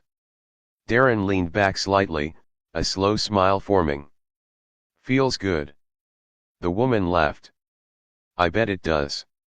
She shook her head, still amused. Young men like you usually have different priorities. Either you're throwing your money at cars, watches, or she gave him a knowing look, pretty girls. Darren chuckled. I like to think I have my priorities straight. The woman giggled like a schoolgirl, clearly taken by his charm. Oh, you definitely do. Lord knows the number of young fools I see coming in here, begging for extensions. Poor fellows they are. I'm not saying they should be like me, but I just hate having things hanging over my head, he said smoothly. And I also hate stressing lovely women like you. She gave him an approving nod and smiled childishly at his words. Oh, stop it, you cunning man. Now, let me just get your receipt printed, and we're all set. As she turned back to the computer, Darren's mind quietly processed everything. He remembered what the system had said about the fragile state of Brookfield College's ownership. It was a fact. But no matter how much information the system could drag out of real-life companies, nothing beats gossip. And women like this who were alone in offices doing nothing? They were the best at gossip. Leaning forward slightly, he rested an elbow on the desk and spoke in an offhand, casual tone. You know, I heard whispers about the college's ownership situation. The woman froze for a fraction of a second. Darren caught it. Whispers, she repeated, her voice suddenly more measured. He nodded. Not sure how true they are, of course. But surely, an attentive woman must have heard something. There was a pause. Then, the woman sat back, folding her arms. Mr. Steele, she said in a firm tone, I am not one to spread rumors. Darren sat back, raising his hands in retreat. Of course not. Another pause. Then, she grinned, causing Darren to grin as well. She lowered her voice, leaning forward slightly.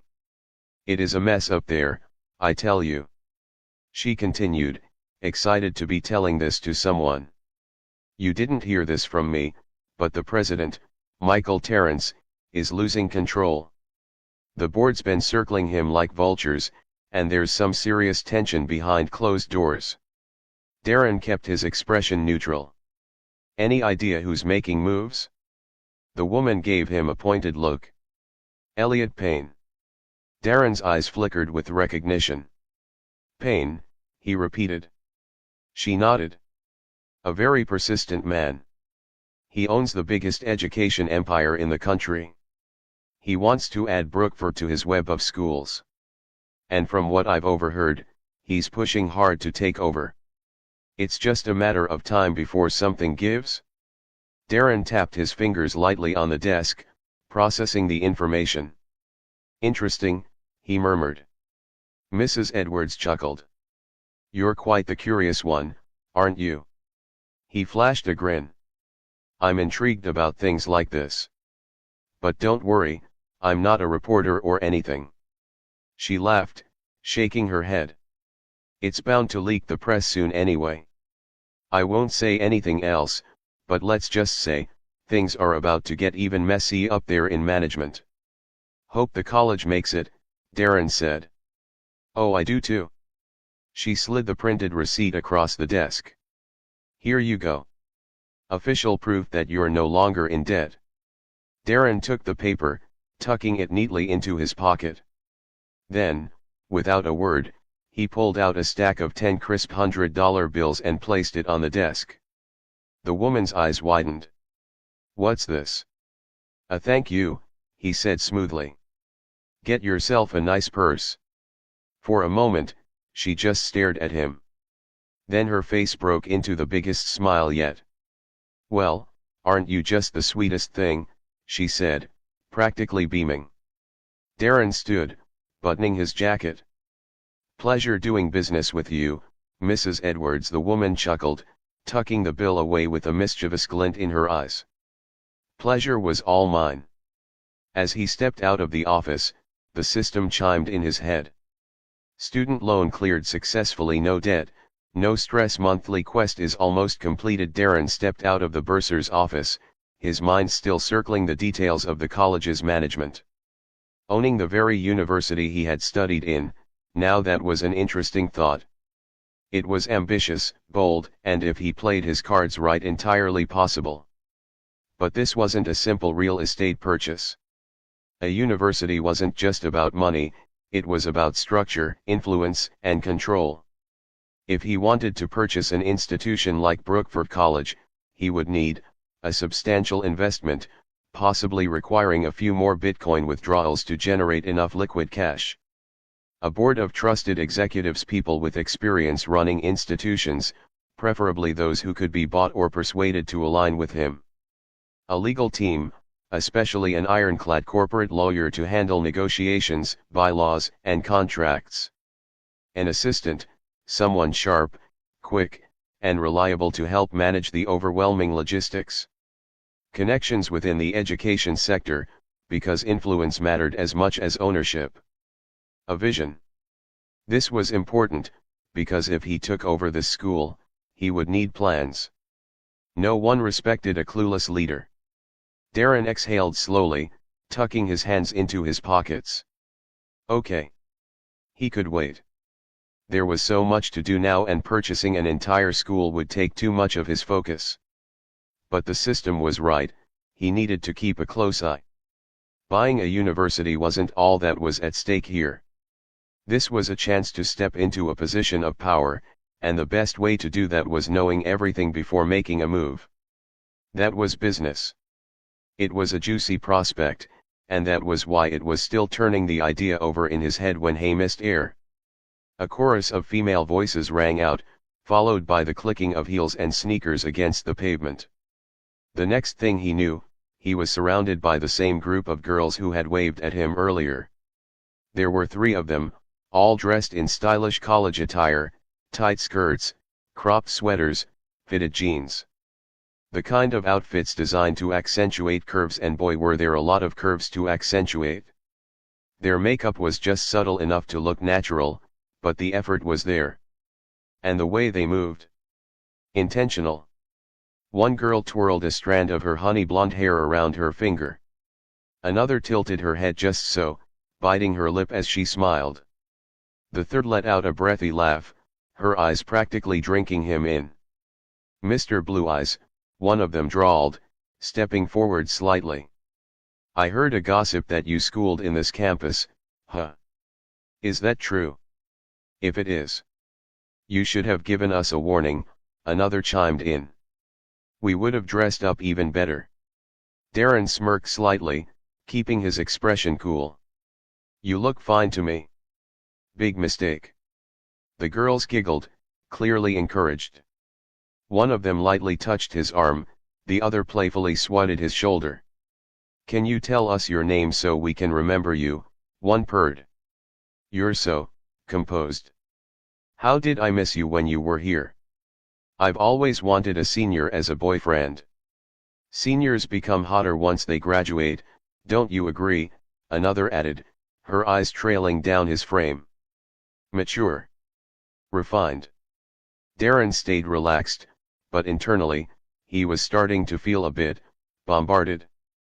He was getting used to the attention, Sure. He didn't mind the glances. But this was starting to feel like a coordinated attack. One girl leaned in closer. So, what brings you back? Business. Or were you missing us? Before he could answer, girls. A firm, unimpressed voice spoke from behind him. Everyone fell silent. Darren turned and found himself facing Allison again, her arms crossed, brows creased to a stern expression. "You're not harassing a school guest, are you?" she asked, her voice carrying a note of warning. "Run along to your next courses now. Leave the man alone." The girls let out a collective huff, their playful demeanor slipping for a moment. One of them muttered, "Buzzkill." Another rolled her eyes. "Fine. But only because our class is starting." But as they turned to leave, they flashed Darren one last smile, walking away with an exaggerated sway to their hips, just slow enough for him to notice. Darren sighed. College girls. He turned to Allison, who was still folding her arms, looking straight into his eyes like she was trying to figure him out. She shrugged with a single shoulder. "Seems you're hot stuff now, Darren." Darren didn't reply to that.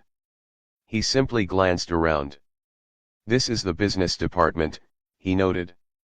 "Did you come here looking for me?" That caught her off guard. For a brief second, Allison felt something weirdly self-conscious settle in her chest. She was feeling nervous.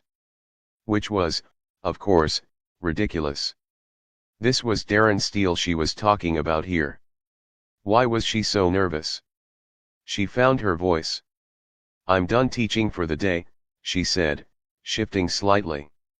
"So I wanted to find you. It's not often I see a friendly face from the past around here." "Oh." Darren looked down at her with a questioning gaze. "Allison," he said gently. "You and I weren't friendly back then." Her lips pressed together. "At least," Darren added, "you weren't." A flicker of shame passed over her face before she exhaled nervously through her nose. "I just meant a familiar face," she muttered. And then, in an attempt to change the subject, she glanced up at the sky. "And speaking of hot," she said quickly, "the sun is really out today, don't you think?" Darren followed her gaze. The sky was clear, the sun high and bright, casting a sharp warmth over the campus. "It is quite hot," he admitted. "But I'm sure a cold shower will fix me right up, though." Allison brought her face down and rested her eyes on his chest. And for a moment, she pictured it, Darren, standing under cold water, steam rising, droplets running down his toned shoulders, his chest, his abs. Ever she shook the thought away immediately. "What are you thinking, Allison?" She cleared her throat, lifted her gaze at him and spoke before she could think too much about it. "How about you forget about the shower," she suggested, "and get ice cream with me instead?" Darren raised a brow. "Ice cream? It'll cool us both down." Darren considered it for a moment, and as he did, the system chimed in with some info. Ding. "This person is interested in you." He looked down at Allison, her face casual, but her body language, subtly expectant. "Is she really?" he thought.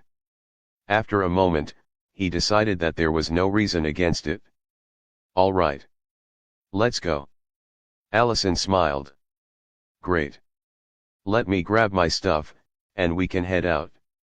Darren followed her with his eyes as she entered the doors of the art department a distance away. Gosh. Allison sure stayed in shape, didn't she? The late afternoon sun cast long shadows along the sidewalk. The golden glow made the bustling street appear delightful at this time of day. Cars hummed past, some sleek and new, others rattling with age. A street musician strummed a guitar a few feet away, his melody blending into the symphony of city life, the chatter of pedestrians, the occasional honk of a horn, the hum of conversation spilling from cafe patios. Darren and Allison walked side by side, each holding a cup of ice cream. Each time their tongue took scoops of the delicacy, the cold, creamy treat melted, a welcome contrast to the summer heat. Allison stole a glance at him between spoonfuls, her mind running in circles. What was the deal with Darren Steele? She couldn't stop comparing him to how he was back in college. Back then, he had been a complete underdog, ambitious but always shadowed by guys like Tyler Mooney, Jackson Daniels, and Terry Wilson. But somehow he'd actually made it? Or had he? She wasn't so sure. He was mysterious, confident, somehow different yet the same. First of all, he had paid off his school loans, something no one did unless they were stinkingly rich. Yet, he didn't even arrive in a personal car. His clothes were masculine and simple, the kind that suggested quiet wealth, yet they weren't extravagant. Nothing about him screamed rich man, yet nothing about him suggested he was anywhere near struggling either. She couldn't figure him out. And she didn't like that. She needed to talk to Lily. Lily had been closer to him in the past. She had dated him, after all. Maybe she had some insight. Shaking the thoughts away, she decided to focus on the moment. "It's weird, you know," she said. "Seeing you here again. Feels like college all over again." Darren thought about it. "I don't know about that. You and I never went on walks back in college, and I'm not drowning in assignments." "That's true," she laughed. "I on the other hand, still am, though just on the other side now. I'm the one giving the assignments." She sighed dramatically. "I don't know what possessed me to become a professor here of all places. Could have been worse." "Oh yeah. You could be stuck working in some cubicle, waiting for retirement," he quipped. Allison chuckled. "True. At least here, I get to reminisce about old times. Like Olivia. Remember her?" Darren nodded, licking his spoon. "The queen of our year. She's starting her own business now. Stepping away from her family's empire. Wants to prove she can make it on her own. Respectable. And Lily's working with her dad. Making sure their family company thrives. MHM. Allison sighed, looking at her half-eaten ice cream. "And me? I'm still here. Teaching." Darren glanced at her. "There's nothing wrong with that." "No, I guess not," she admitted. "But it's funny, isn't it? How things turn out. The three of us were inseparable. And now, we're each doing our own thing. Life moves on, Allison. Stop thinking about it that way." She turned to him, admiring his chiseled face with a gleam in her eyes. "And you? What are you doing, Darren?" He wiped a drop of melted ice cream off his thumb and replied simply, "Business." She raised an eyebrow. "Business? Yes. That's all you're giving me? That's all there is to say?" She narrowed her eyes playfully. "I thought you got a job in Lily's father's company." "We broke up," Darren said. "Huh? You said that already. Why did you have to?" Darren looked at her. "Oh. I guess it would be awkward working for your ex's dad." A few beats of silence passed before Allison, unable to resist, brought up a name from the past. "You remember Tyler Mooney?" Darren's lips twitched. Did Allison invite him here just to punish him with bad memories? How could I forget? Son of Archibald Mooney. Richest man in the state. My biggest fan. Allison laughed at that. "At least you're still sarcastic." He shrugged. "I don't see any sarcasm. He spent a lot of time thinking about me. Who else does that if not a fan?" She shook her head, smiling. "Stop it, Darren. You see this what you used to do back then. You were persistent, though. You'd make me laugh. Kept trying to get my attention. And you kept rejecting me," Darren said plainly, not even affected by it. Allison looked up at him, squeezing her lips. They were silent for a while before she then said, "Who knew you'd end up with Lily instead?" Darren hummed, saying nothing. Allison sighed, swirling her spoon in her melting ice cream. "You know, looking back, maybe she stopped herself." No, she wasn't going to say it outright. But the thought was there, loud and clear. And as if reading her mind, Darren's system notification appeared in his vision. "This person is regretful of how she treated you before." He didn't react outwardly, but inside, he found it amusing. Very amusing. Allison looked up at him once more, thought of it for a while, then found the courage to speak. "Maybe it's fate, you know? That this happened. Or maybe it's just luck." Darren remained quiet, waiting for her to get to her point. "You and Lily break up and somehow we run into each other again." Somehow. Darren thought. "I didn't just slip into the college. I went to pay my student loan." She smiled as she spoke, a hint of something more behind her eyes. "Maybe we should give it a try." He glanced at her before looking forward. "Give what a try?" "Dating." Darren barely hesitated. "No." Allison blinked, caught off guard. "No. I don't mean to come out as rude, but I'm simply not interested," he said with a cool and firm tone. "Besides, if I were to accept after all those rejections years ago, that would make me an idiot." Then he turned to her, his blue eyes almost darkening, his voice lowering slightly. "I'm not an idiot, Allison." Allison felt her stomach drop. Those words were destructively blunt, cutting through any illusion she had built in her head. She swallowed, forcing a small, awkward smile. "Fair enough. I kinda deserve that." Silence stretched between them for a moment before she cleared her throat, trying to regain some normalcy. "Well, in that case, I'm having a small get-together next Friday. Just some old friends from college, nothing big. You should come." Darren studied her. "I'll think about it." Just then, a soft chime from his system alerted him. Bitcoin price has slightly fallen. Advised time period to purchase more has arrived. His expression didn't change, but internally, he knew what he needed to do next. He pretended to check the time on his watch and turned back to Allison. "I have to go. Business stuff."